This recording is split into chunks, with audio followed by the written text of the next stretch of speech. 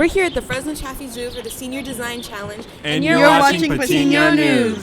You're watching Patiño News, a 3-time Slick Rock nominated news show.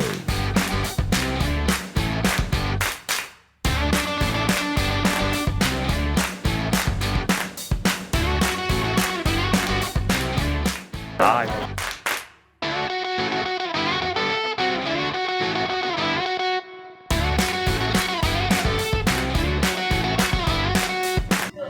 Oh, hey, excuse me, I meant to ask you this earlier. About the pitch tomorrow, I don't have any professional clothing to wear. Really? Yeah. Well, you see, we have this thing called the Patiño Business Closet. Okay. And you go to the front office, and they'll write down your information, and they'll take you to the business closet.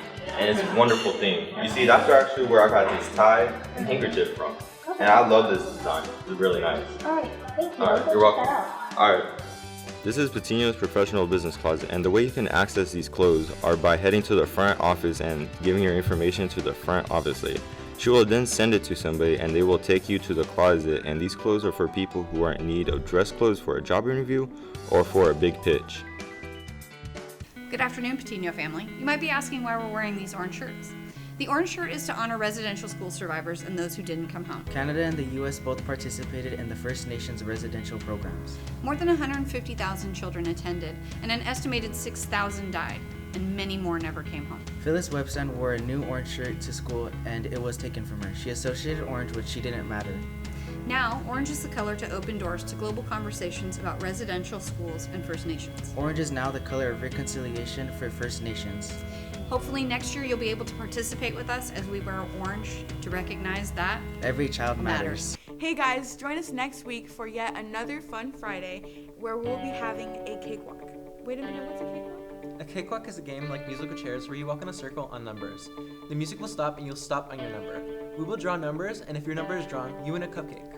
And for this activity, we're going to be having a QR code, and on the QR code, you can reserve a spot to participate in the cakewalk. So thank you and join us.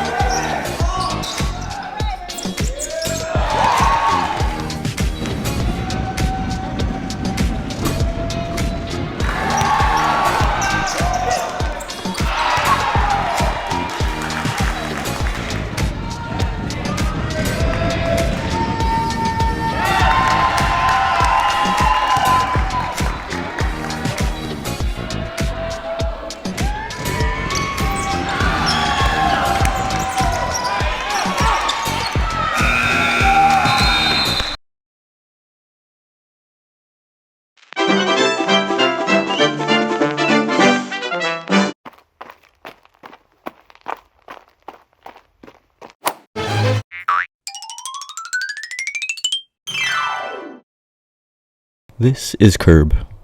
Curb is very hungry. Curb looks for a snack. Curb finds a snack. crib is done.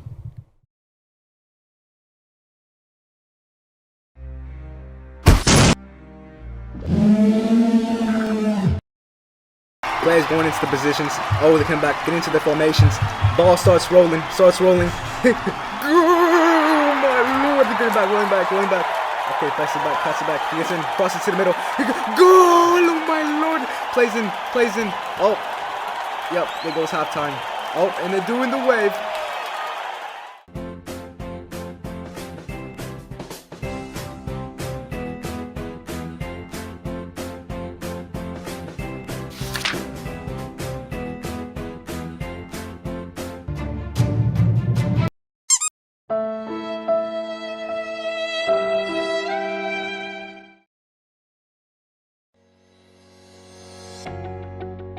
As we took our tour of the zoo, we realized that animals are in very small areas with little space for any activity.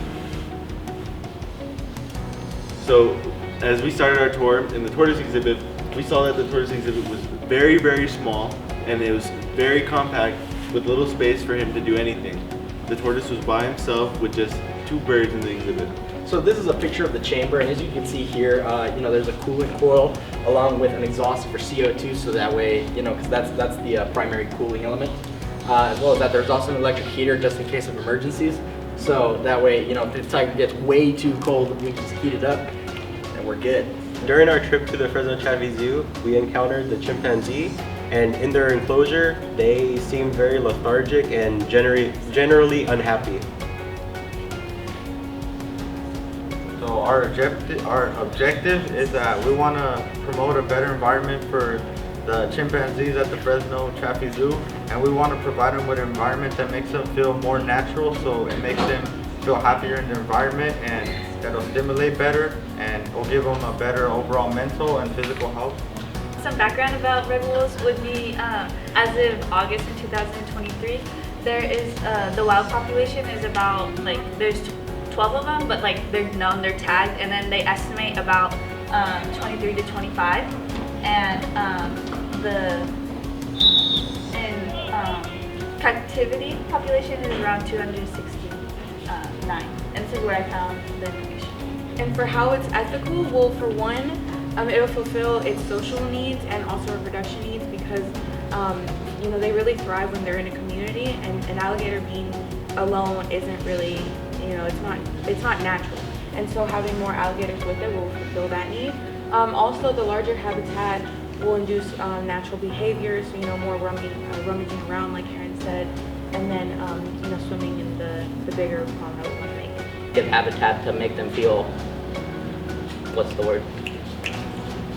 More at home, yeah, thank you. There's some lovely pictures we took. Our references. Thank you. Thanks for watching. Be sure to like, subscribe, and hit that notification bell. I'll see you next week. Roar!